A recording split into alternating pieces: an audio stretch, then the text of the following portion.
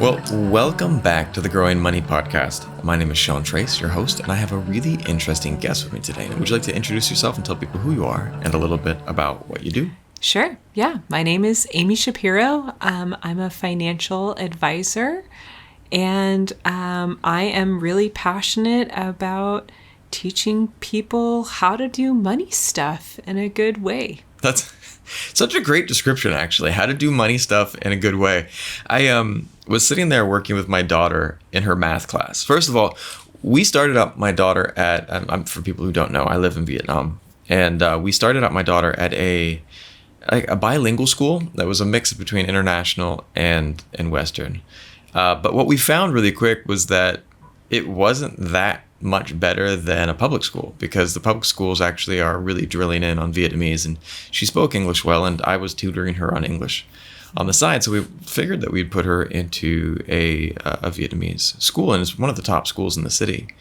Public school, just really good school. But when we started doing math, I've been reviewing her math with her, and I was blown away by how poorly the math is being taught. And I'm not hating on the school, but just some of the things that were just basics that I learned. And like she's only in second grade, but it was like long multiplication. And I was like, all right, when you do this, then we have to move the one up here because, you got to carry it over to the next line. No one was teaching her that. Wow. And so she's like, and I was like, they haven't taught you this year? She's like, no, Daddy, I've no. And then to borrow from the next column for long subtraction. Yeah. I was like, you don't understand this? This is like the basics. Yeah. And it just struck me that, and I'm not hating on her school. Maybe they did teach it. Maybe it was just that there was a miscommunication, or she didn't quite understand it. So I'm gonna chalk it up to that. That give it the benefit of the doubt that that's where it was at. Right. But at the same time, it obviously wasn't taught very well, because it didn't stick. Here's one student.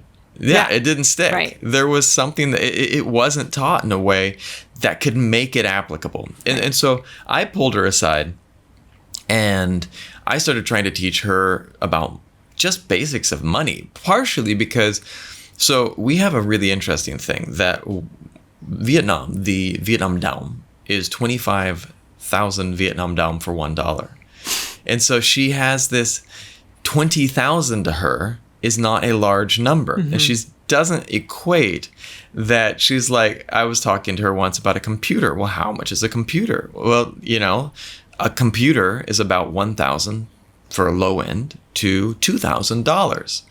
And she was like, oh, that's not a problem. Here, we've got $1,000. And I was like, these things don't match. So I've been trying to teach her basic financial concepts, because something so simple, conversion rates that most people don't have to worry about for a long time, is actually very applicable to my daughter. And, and working in these large numbers, $45 is 1 million Vietnam Dong, and so suddenly we're getting into these numbers that are conceptually a little bit harder. So why I bring that up is that one of the things that I when I looked at your list that you sent me, so for people who don't know, when we were setting up this interview, you sent me this great list of kind of things that you focus on. And there were a couple of things on there that I was like, nice. I don't know how that works. There were some topics that I was like, okay, I'm good with this. Ooh, that one I'm not so sure. So talk to me about your experience with people and when they come to you and their education or lack thereof. Yeah, so I work for a very small firm called Lula Financial. It's literally me and one other person. And we do things a bit differently than your normal financial person who calls themselves a financial advisor. We're non-custodial. And so what that means is we don't manage our clients' money for them. We basically teach them or give them the tools, resources, knowledge they need, and specific recommendations, of course, to be their own kind of financial wizard. But we're more like personal trainers. You go to the gym and you're like, okay, I want to get a rounder butt or like tight abs, or I want to work my biceps. And your personal trainer is going to say, okay, great. You got to eat like this, and you got to do this many squats and this many burpees, right? But it's really ultimately up to you to follow the diet and actually do the workouts and show up to the gym. But if you show up to the gym, that personal trainer is going to be enthusiastic and help you do those things and teach you things you didn't know.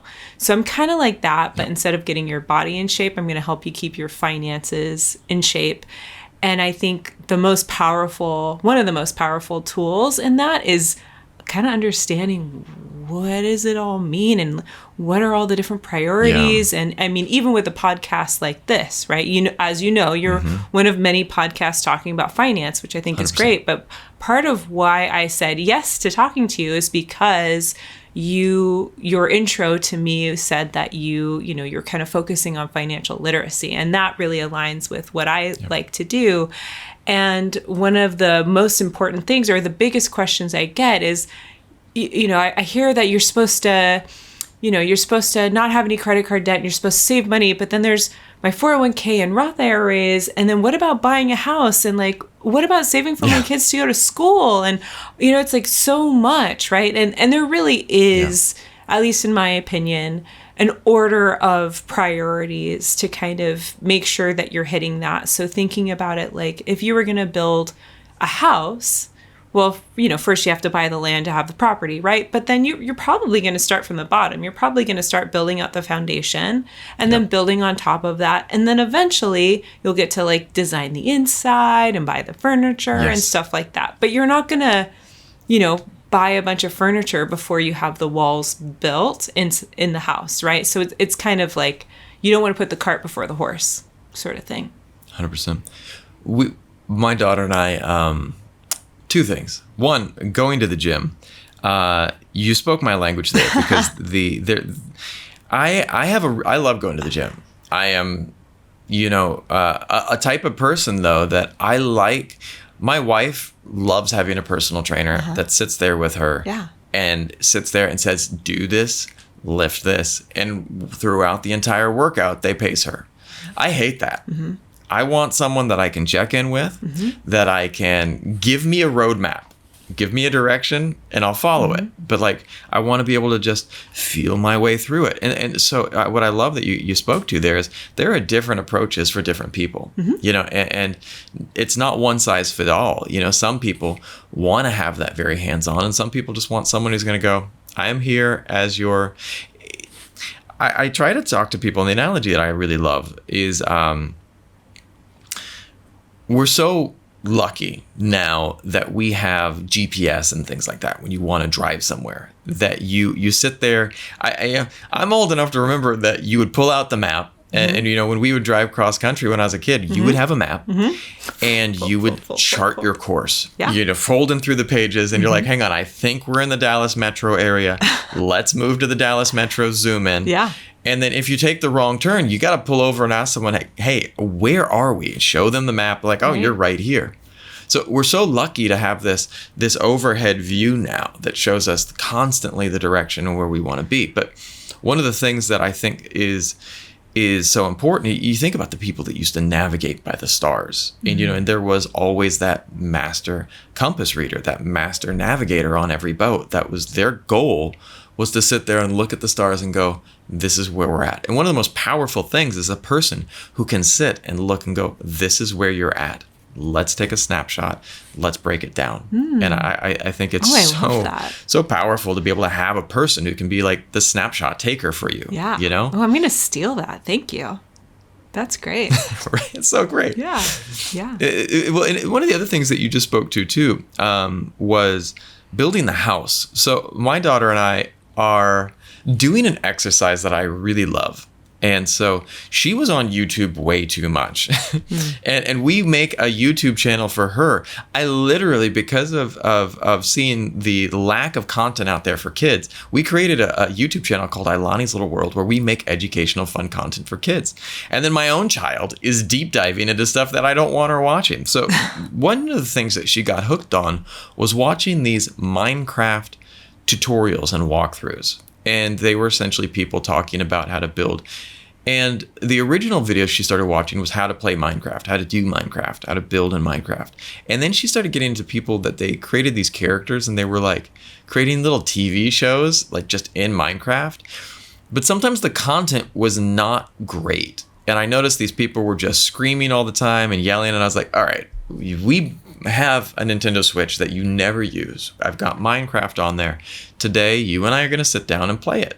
Let's just jump in and play. And we played in building mode because my daughter loves art. She's a little artist at her core.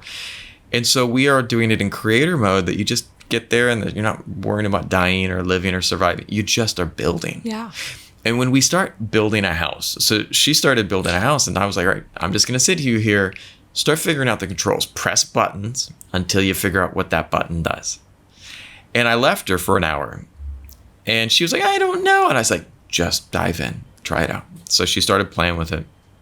She came back. I came back an hour later. I was thinking there were going to be a couple blocks on the ground, and she's like, Daddy, this is my house. I was like, whoa, that's amazing. And it was like this beautifully designed house that she watched all these tutorials, and suddenly all of that information that had been stored there suddenly was able to come out. And so we created space. And then what I started doing with her was saying, all right, I'm going to challenge you. We found this beautiful mountainside. And I said, let's make a castle in the mountain. And she's like, we can't do that. I said, you can build a castle if you start one step at a time. Daddy, we can never achieve something so amazing. You can build a castle if you start one block at a time. Mm-hmm. And so we started going in, and I found a place in the cliff, and I was like, this is where our first room's going to be. And I said, she's like, what are we going to do? How do we build a castle? I was like, first step is to make a room. So we dug out a room. And it looked awful. It was just this bare bones, 4 walls facing the side. And she's like, Daddy, I don't feel like this is anything good. I was like, all right, well, what's our next step? We made the space. Well, I think we need to change out to get different material on the walls. I want it to be wood. Okay, that's our next step. We did that. All right, what's next? Well, I want to make the floor nice. We made the floor nice. And what we started doing was we started breaking down the process into these little steps, and we started creating something amazing. Now in our video game, we've got this amazing castle in this cliff face. We've got a horse area, we've got our little farm, and it's beautiful. And we achieved this over playing this game for about 2 weeks. Mm-hmm. And every little time that we had after she finished her homework, and it was a reward, it wasn't just like straight playing, we jumped in, and it was an activity we did together. When I look at financial planning, again, I started this podcast, and this is one of the things that I try to pitch to people when I'm introducing it, is the difference for me. I don't know about money. I am not coming here as a financial expert. I am the far end. I'm the person who needs this help right now. But I also am tasked with creating something lasting for my daughter. As we were building her YouTube channel, I was like, well, what happens if we suddenly get this going? What happens if this becomes a thing and I suddenly have this influx of money? How do I steward that for her? How do I grow that? Because just like that castle, I might look at something and go, wow, that could be something. Mm-hmm. But I'm sitting there like my daughter going, I don't know what to do. Yeah. And I think that what you were saying is, as a financial advisor, you're the person who says you can build a castle. Mm-hmm. You can do that. Mm-hmm. Here are the steps. Right. That's exactly right. Yeah, take some self-control sometimes, but yeah, especially once you have, I think setting goals and having goals in mind is also really powerful too, because without that, you can just spend whatever money you're making on frivolous things that aren't really making your life any better, but maybe in the moment feel like they are. So I can look around my room and see a bunch of those. Yeah. So should we get into my order of operations? Let's do it. Hierarchy of needs. Let's do it. Great. So yes, I love it. I love Maslow's hierarchy of needs. So you spoke my language of this hierarchy of needs. Yes. Let's dive in. Okay. So priority number 1 for everyone is to really stay away from credit card debt, high interest debt. Anything that's charging you a lot of interest to pay off something that's not worth as much as it was when you bought it. So when you think about credit card debt, a lot of times people get into credit card debt because they are living beyond their means. They're not able to pay off their credit card in full, and so they're putting things on their credit card because that's kind of the only way. And that's really the worst way to do things. Honestly, if you're in credit card debt, if you can't pay it off, if you don't have a savings account or something, you probably need to live like a nun for a little while. And, Right. you can look into something that's called balance transfer cards. At least, in the States, you can do that sort of thing. But really, ultimately, living above your means is probably like the biggest financial flaw that you can ever make. And beyond that, if you're not in credit card debt, then you really should be creating a budget so you kind of understand, okay, what's my inflow? What kind of money am I making? What are my needs? What's, your rent or your mortgage, your living situation, budgeting for the things that you need to have, food, maybe some fun stuff. And then what's extra, right? And so with that extra, you really want to be saving, ideally in a high yield savings account, of which there are many, at least 3 to 6 months, ideally, of your kind of normal average monthly expenses. And when I say monthly expenses, I don't mean like, oh, you're going to go, traveling to see family on the East Coast every holiday. This is like in an emergency situation, you've got 6 months to cover you so that you don't get into credit card debt, right? That's that move there. So that's really priority number 1 and priority number 2. No credit card debt and a savings account. And kind of in between there, with a lot of my clients, they, they're financing their car. And as most people know, a car is a depreciating asset. And if you're financing it, that means you're paying interest on something that is not worth as much as it was when you bought it. So it's costing you more to not pay off the car. Now, a car is a tool. So if you don't have a car and the only way for you to get a car is you have to finance it, you can't pay it off in full, then okay. But if you just have a car loan and you're not paying it off, it's kind of silly. And ideally, you shouldn't buy a car that's fancy. Just buy a car. It gets you from point A to point B. You're not trying to impress anybody at the red light. Or if you are, you should probably not be. Right. I had a friend that came to me a couple years ago, and this is something that I think is a big problem with cars. Cars are wonderful fun. If someone said, "Hey, Sean, do you want this beautiful muscle car for free?" I'd be like, probably yes. Probably not the smartest thing, but if it was free, I'd be like, maybe it's pretty cool But the thing is like everyone thinks they're going to look cool in the car, and everyone's going to look up to them. But you know what? People look at that car and they think about themselves in that car. They don't think about you. Anytime I see a person driving a Lamborghini, I don't look at the Lamborghini. I don't look at the guy in the Lamborghini. I don't care about that person. Honestly, who cares? I just look at the car. It's pretty cool. And so if you think that car is going to make you look cooler, or people go, wow, yeah, that person's so awesome. It doesn't happen that way. It never happens that way. No. And it's not just, it's just bad financial choices. I remember that, and one of the things here in Vietnam, there's a 100% tax on vehicles. So a a Honda Civic that might be $30,000 in the US is going to be $60,000 here. Wow. And it's crazy. And then, these cars have these insane taxes on them, and people are still eating them up. Even though it's not a place that should have a lot of cars, because our roads are just not made for it here. And it's horrible. Cars are filling the whole place, and it's just making it awful. But I remember my friend was sitting down to buy a car, and he looked at me and he's like, Sean, I've got 3 options: Honda Accord, Toyota Corolla, Volkswagen.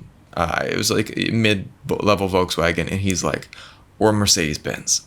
And I sat there and I crunched numbers with him, and I looked through all of the stuff, and the Mercedes-Benz that he was looking at was like $120K. Oh my God. And I was like, how much are you driving this car? Well, I'm just driving it around town. My family needs to get to the doctor's office or something.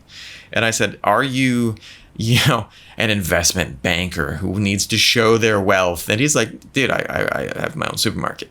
It's like a small supermarket. I was like, mom and pop place. Okay, that's a great little business. And it probably, might want to consider something that you can move some products in, something that doubles, maybe a minivan. very simple type of thing. You have 2 kids, and I was like, but for me, if these are the options you're looking at, I'd probably pick the Honda Civic because, once you buy this car, that value is gone. Right. You take it off the lot and it's dropped, especially here, 10 grand immediately. The second you pull out of the lot. And 2 weeks later, he called me up. He's like, I bought my car. I was like, you did? And he's like, yes, I did. And I was like, which one did you get? Did you listen to my advice and get the Honda Civic? He's like, I got the Mercedes. And I was like, of course you did. And I mean, and I'm not hating on Mercedes, but where he was at in that situation and the financial situation where you have a car that already is expensive and here it has 100% tax. Right. It's like, that is $50,000 that is just literally lost. Yeah. And he went with the most expensive option that he could. I mean, maybe this is just me, but when I see people in fancy cars, I'm actually thinking the opposite. I'm thinking like, that person's bad with money. Most people that are right? good with money don't have fancy schmancy cars. Unless they're like just so filthy rich that like money doesn't even matter. Yeah. But that's usually not the people who are driving. Usually if they're that rich, then somebody else is driving their car for them. So 100%. Yeah, I don't know. I mean, the whole car thing to me is like a designer handbag. It's like that handbag is going to be made in Malaysia, just like whatever handbag you get from Target. But it's like this prestige. It's all made up. It's just it's a construct. It's not 100%. Really that much nicer. Maybe the interior is like 100% leather or whatever, but like, who cares? It's just a car is to get you from point A to point B. That's it. And I'm happy to talk about the differences between like a pre-tax account, like a traditional IRA or a 401k, and a Roth IRA, which would be a post-tax account, or even Roth contributions to that. But it's very kind of U.S. focused tax law, so I don't know if that's something you'd want to talk about on this show. Well, let's dive into if it's important for that. Let's dive in. Yeah. And then we will because my most of my listeners are in the U.S. Okay. So we can dive in. Cool. So when you contribute to a pre-tax retirement account, those contributions are actually a direct tax deduction. And if you've got a 401k with your employer, you can actually contribute quite a lot. This year, 2024, you can contribute up to $23,000 to a pre-tax 401k. So for easy math, yeah, it is amazing. And so for easy math, let's pretend like you made $100,000 this year and you contributed $23,000 to your 401k. You're going to be taxed like you made $77,000 this year, as opposed to being taxed like you made $100,000, because it's a pre-tax contribution. So it's a direct income tax deduction.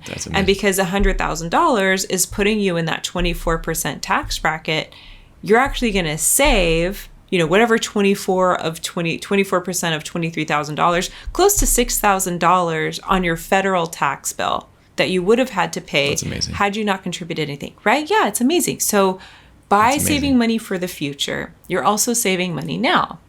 And then in your 401k, those get invested automatically. They grow over time, right? Hypothetically, usually. Yeah.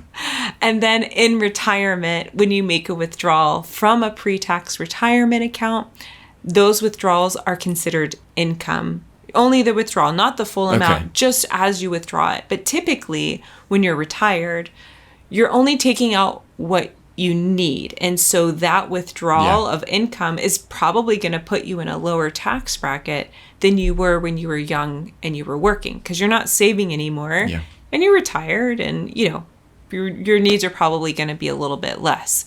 And so there's a tax benefit now to putting money into your retirement account. Plus, you're just saving more for retirement. And then that tax, you only get taxed when you make a withdrawal from it. So it's not like the whole nest egg gets taxed. So that's a pretty clear benefit in my point of view.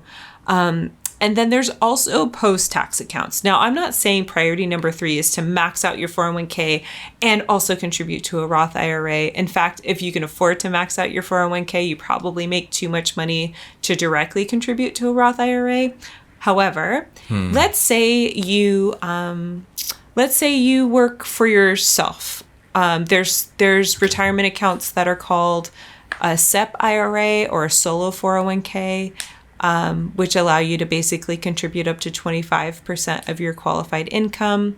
Or let's say you're an hourly employee. Maybe you're, you work at a restaurant or a retail place or whatever, and you've got income, but your company doesn't offer you a 401k.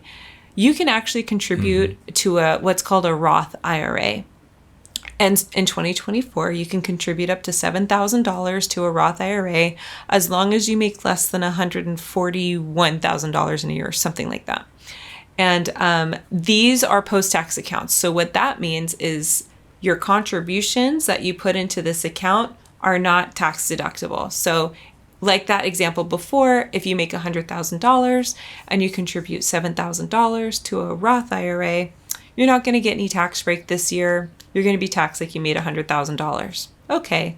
But you invest the money that you put into your Roth IRA, it grows over time. And then in retirement, it's never taxed again. The withdrawals are not considered income. There's no capital gains. So it's tax-free investment income in retirement, which is pretty freaking cool. That's awesome. So I would say at the very least, if you can't afford to max out your 401k, you should at least try and contribute $7,000 to a Roth IRA or contribute as much as you can within your budget to that 401k, because a lot of 401ks a lot of employers offer employee matching as well. And so you're kind of leaving free money on the table when you're not contributing to that 401k. I was interviewing at a job at a university in the U.S. just like a couple months ago for a dean of student life. And the package was not great. And I was looking at it, but they had a, full matching for the 401k that was in there. And I was like, oh, that's actually a lot of extra money. Yeah. It's a lot of extra money. And I was sitting there thinking, I was like, wow, I could, get an extra 20,000 out of them if I were to, contribute 20,000. Right. And so that was something that I was sitting there looking at going, could I tighten my belt for a couple years and then just start funneling that money in, because then it would double, not double, definitely not double, but it would double my contribution. Yeah. And that was awesome. I mean, technically, it's depending on how early it would exponential growth, that compound interest on those contributions eventually really, really important. And the other cool thing about that is that it's not taxed to you. So it's tax-free. It's a tax-free 20K. If they just gave you 20K, that'd be considered income. And so you'd probably end up with 13K or something like that. When I first moved to Vietnam, there was an interesting thing I noticed. I lived I kind of existed in an area, it was like video games, where I would play the same map. And I would tell that to my wife sometimes, that we'll be driving my daughter to school, and there was one landmark that was the furthest I went. I never drove further than that. It was the spot that I always turned around and went back, because it was this point of like, this is my comfort zone. And I remember it was the limit of my comfort zone. One of the cool things when I moved back this last time to Vietnam, I stretched my map out. And one of the things too, like when we hit things that we don't know about, when you were talking about these accounts, suddenly for a moment I could feel it in my body. I felt this tinge of like, this is information I don't know. This is stuff I should know. And I felt a nervousness. And that's one of the things that I think is so great about what a financial professional can help you do, is they can sit there and go, all right, here's your hand. I'm going to help you out. We're going to get there. And it's like sometimes navigating this stuff, because, here I am, 45 years old, and I don't know the ins and outs of a 401k, an IRA account, a Roth IRA. I don't know this. And I'm sitting there going, and I'm feeling like an idiot, because I just didn't learn this early on. And so how do you work with people that come in and just feel like, I gave an example when I was talking in a previous podcast about it was just me talking to the camera, that we should normalize talking about finances too, because imagine that you go out to dinner with friends and a friend goes, I am having problems with my partner, my husband, wife. Everyone's going to sit there and go, oh, let's talk about it. We are here for you. But if you sit there at a party and a person's like, I'm having problems with my finances, everyone's going to be like, whoosh. The wind is like gone from the room. Everyone shuts down. Like, oh, are they gonna? Yeah, and say that's awesome, and that's the way it should be. Not you, because you're gonna be like, yes, let's talk. Yeah, and it's interesting you say that. Well, thank you for your vulnerability first off, because thank you. You are not alone in that. I wouldn't have a job, or I wouldn't be doing the job the way that I'm doing it if you were in the minority. I would say the way that you're feeling around this stuff is really super common and is honestly not your fault, and you are not stupid for not understanding it. Tax law is really complicated. We don't teach this stuff in school, and in fact, I feel like there can be even cultural shame, kind of what you're getting at, as to into being like, this doesn't make sense. And then when you start to talk to financial professionals, they're using all of these, acronyms and fancy words to kind of explain this stuff. And then you just feel like, well, that didn't help because I still don't understand and I don't feel comfortable asking the question because they're going to get impatient with me or they're going to think I'm stupid or something like that. And so I try and be like a safe space and make sure that my clients know, like, you can ask me questions. I don't want to move forward to another topic until you're feeling good about what I just said. And I want it to click, right? I want you to understand why saving, why putting money in a retirement account is beneficial, not just for the obvious, like, yes, you're saving more money, but how it could actually help you now and how it can really help you in the future. And so I actually get really jazzed when people are like, can you explain that again? Or like, what do you mean about compound interest? And then I'm like, let's get a visual out. Let's talk about this stuff. Right. It's really cool.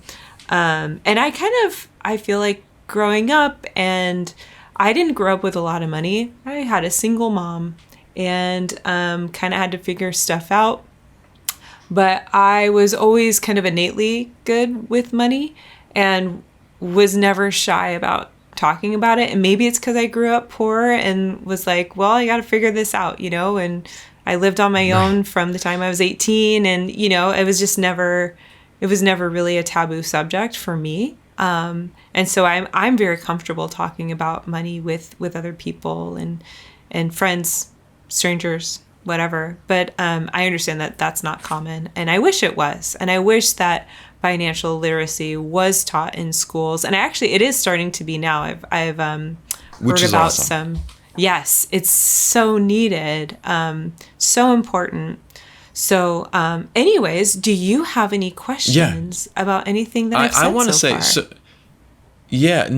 we're good. But you still have 3 more, and I want to dive into your next, number 4. So we start contributing to our IRA, your 401k, your IRA, and then we go to step number 4. What happens in step number 4? Yeah, so just contributing to a retirement account isn't enough. You can't, if you just put money like into a Roth IRA, it's not a 401k. It's not going to get automatically invested for you. And even in a 401k, I would say you should probably pick a better investment than whatever target date fund it is.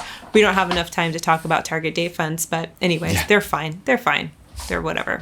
Anyways, you have to pick an investment. And when it comes to investing in the stock market, I am a huge fan of index funds. And index funds are a type of mutual fund. They I like to compare them to like a gift basket in the stock market, right? Like mutual funds are basically a gift basket. You can put whatever you want in this. Well, not you necessarily, but the people who manage these mutual funds can put different stocks, bonds, real estate investment trusts, whatever. And when you get an index fund, it's passively managed. So that means that there's no like fancy people in New York doing all of this technical analysis and buying and selling and day trading and blah, blah, blah. it's just following a particular index. And my favorite indexes to follow are either the total stock market, U.S. stock market, or the S&P 500, which is essentially like the top 500 companies. So to go back to your car analogy, the S&P 500 is like the Toyota Corolla of the stock market. It's like, it's nothing sexy, but you know it's reliable. It's been around for a long time. It's a good freaking car, right? So S&P 500 index funds. And there's a lot of different S&P 500 index funds. I typically recommend that people invest like wherever you're at. If you've got Vanguard, pick Vanguard's S&P 500 fund. If you're at Fidelity, pick Fidelity's. If you're at Schwab, pick Schwab's index S&P 500 index fund. The other index fund that I would, put a shout out to would be, there's now socially responsible index funds, which the best ones in my opinion are the ones that basically follow the S&P 500 minus like some bad oil companies and maybe some war, whatever. Anyways, so there are some like socially good ones. Some people say you're just greenwashing investments, whatever. But if that's something that's important to you, those types of index funds are out there as well. And so when it comes to priority number 4, this is kind of where that balancing act comes, because there's some people where maybe their living situation is great and they can just focus on saving for retirement. And then there's some people that are like, well, I want to buy a house someday. I want to have a family. I want to have dogs. I love to garden. I want to buy a house. Putting money in your retirement account isn't necessarily going to help you buy a house. That should be for retirement.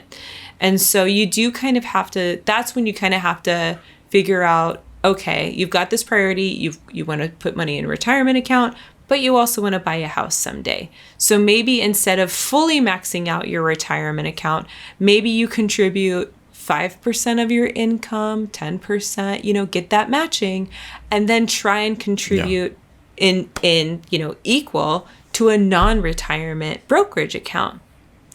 And so in doing that, you can actually automate those contributions and investments just like your 401k. So, like when you contribute to a 401k, the money comes out of your paycheck, right? And it gets invested in your 401k. You're not doing anything. It's just coming out every 2 weeks or however often you get paid, and it's getting invested automatically, and you just kind of set it and forget it, and it's fine. You can actually set that system up in a non-retirement brokerage account too, not necessarily from your paycheck, although you might be able to do that. But from your checking account, you can set up an automatic transfer and investment from your checking account to your non-retirement brokerage account to be invested in these index funds. This is called dollar cost averaging. And data shows that people who do dollar cost averaging tend to perform better than people who do like manual transactions in the stock market. One reason that they do better is because if you set something up to happen automatically, you're less likely to forget to do it. You're also less likely to spend that money on frivolous things that you don't really need. Yes. And then you're also not going to have an emotional reaction to whatever the stock market happens to be doing on that day that you decide to invest it in, because nobody has a crystal ball, right? So non-retirement accounts, the capital gains are what is taxed. So if you put $10,000 into an index fund and then a few years down the road you go to sell it and it's worth $40,000, the amount of money that you're going to be taxed on is that $30,000 that your money made, not that original $10,000. But typically capital gains have a more favorable tax rate than your income tax rate. It's usually around only 15%, which is why, the richest among us don't pay their fair share in taxes, right? Anyway, so there are some tax benefits to making money with your money in a non-retirement brokerage account as well. And my recommendation is S&P 500 index funds, doing it automatically. And you want to hold it for at least a year in there because you want to take advantage of a long-term capital gain. And any money that you're going to depend on in the next 12 months at least. So let's say you're like, oh, I need I know that I'm going to need to replace my fridge, or like I Yeah. do need to buy a car this year.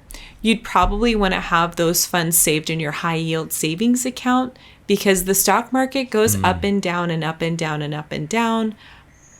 So if there's any money that you're going to be relying on, you don't want it to be subject to that risk and that loss. And then you're like, oh, I'm going to go big, and the stock market happens to crash in those 9 months or whatever, that would be really unfortunate. So you only want to put money in the stock market if you're okay with saying goodbye to it for at least a year. Obviously, in your retirement account, you're saying bye to that until you're at least 59 and a half. But in a non-retirement brokerage account, you want to say bye to it for at least a year. And the average annual rate of return of the S&P 500 over the last 100 years has been 9.8%, which is kind of crazy. It's kind of a lot. And in the past 20 years, it's actually been closer to like 12 or 13%, something like that. So the stock market does crash. I have to say that, investing in securities involves the risk of loss, right? So you just got to kind of let it ride. Ideally, you're not even looking at your accounts. I don't want you to look at your accounts very often. Only look at them like maybe once a year, twice a year, like when you get those tax forms or whatever, sure. But ideally, you just want to let the thing grow, set it, forget about it, live your life, be happy, don't stress about the market fluctuations. When it crashes, that makes better headlines for the news, but more often than not, the stock market goes up. That's awesome. And I think that, again, you have to, you see kids and they put the piggy bank there and they're ready to break that piggy bank. I got to get the money out. And I think that training ourselves to remember, like, no, you're going to set it there and leave it for a long time in the future when, and so maybe we need to start training kids with multiple little piggy banks.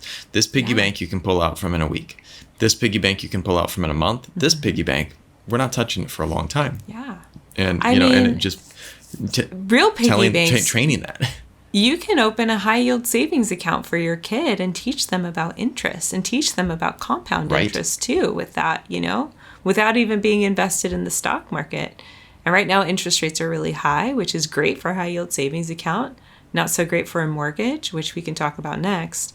But yeah, it's really powerful. I think I started my first bank account, and it wasn't a high yield savings account, but I started my first bank account when I was pretty young.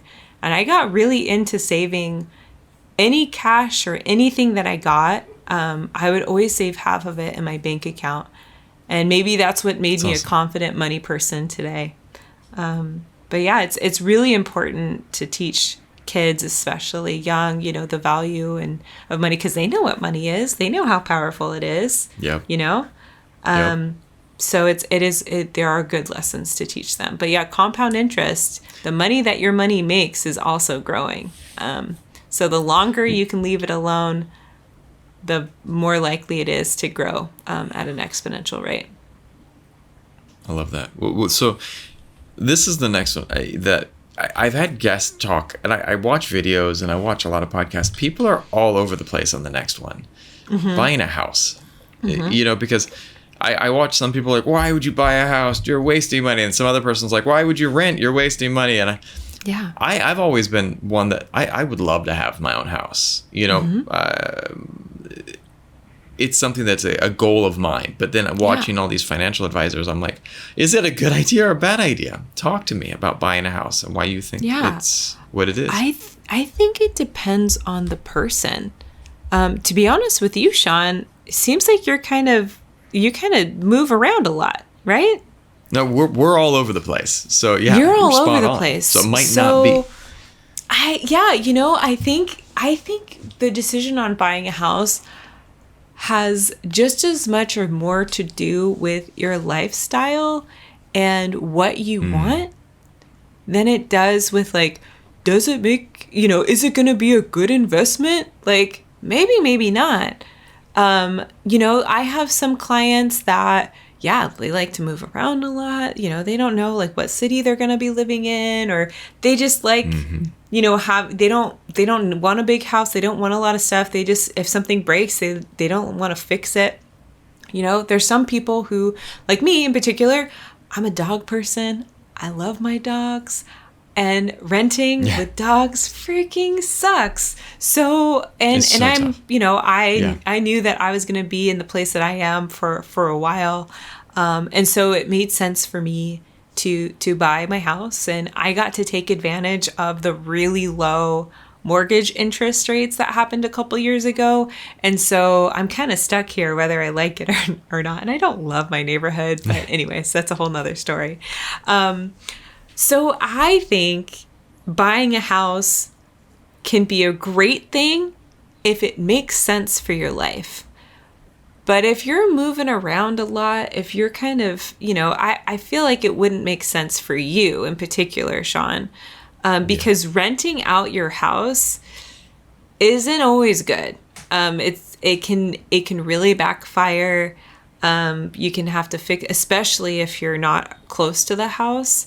And with home prices being what they are now and interest rates being what they are currently, like in this moment, I get a lot of people being like, I want to get an investment property. And I'm like, oh, that's cool. Can you tell me why? And they're like, well, because my mom and dad had investment properties and now that's funding their retirement. And I'm like, that was awesome for them, because they were born in the right year, but I don't know. It's going to take, it's good. I think it's really hard. Anybody that's bought, and there might be certain places in the country that are better for that than others. I'm not a real estate market analysis. I don't pretend to be.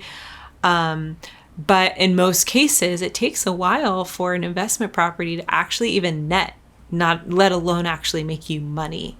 And so to me, if you've never owned property before, I think it's kind of a bold move for your first real estate investment to be an investment property that you're renting out, because it could not be pretty. But if you are interested in, go ahead. No, you hit on a point that I have a friend who made a lot of money in real estate, and yet it's a full-time job.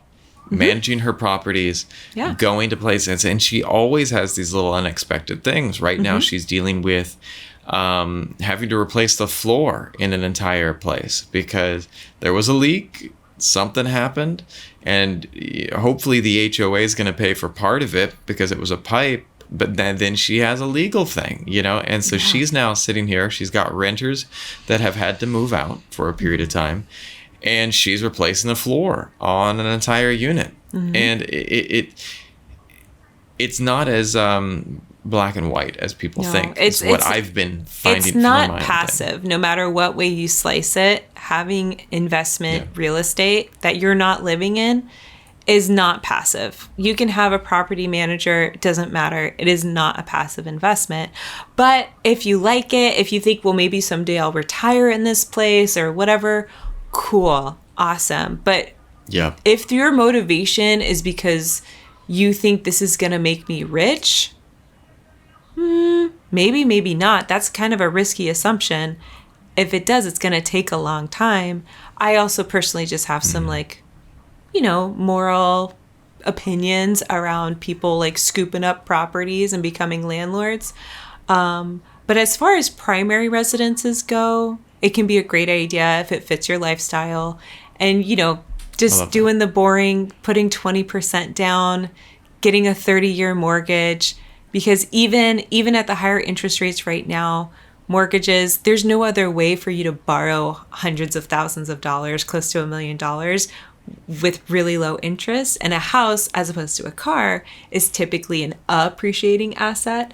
And so that's actually good debt. A mortgage is good debt. If you put 20% down, you're likely that you're never going to be underwater with that house. And then you've got this stable, you've got your fixed mortgage rate. So regardless of whatever inflation's doing or the rental market, that your housing costs are going to be the same for the next 30 years.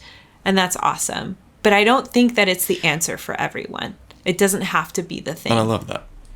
Yeah. Yeah. And I think that you have to look at people's situation. And one of the things that I am looking, and you tapped on one thing for me, like, because I am looking for stability, though. We have been popping from place to place, and I am looking for stability. But at the same time, it's like, but I don't know where we're going to settle. I have family in an area that is so, my family lives in the Napa Valley. And when we moved there, when I was in college, it was a livable place. Now it is so insanely expensive that my brother had to buy land up over this mountain. It's a beautiful area now, but it's still affordable up there. But even up there, the prices are starting to go way up. Not to mention the house insurance because of wildfires too.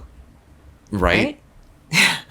Right? Yeah. It's the costs are there, Well, let's move into step number 6. Okay. Talking about, and that important for me because I've got a little one and something I have to think about. So this is actually the hardest concept for me to tell parents.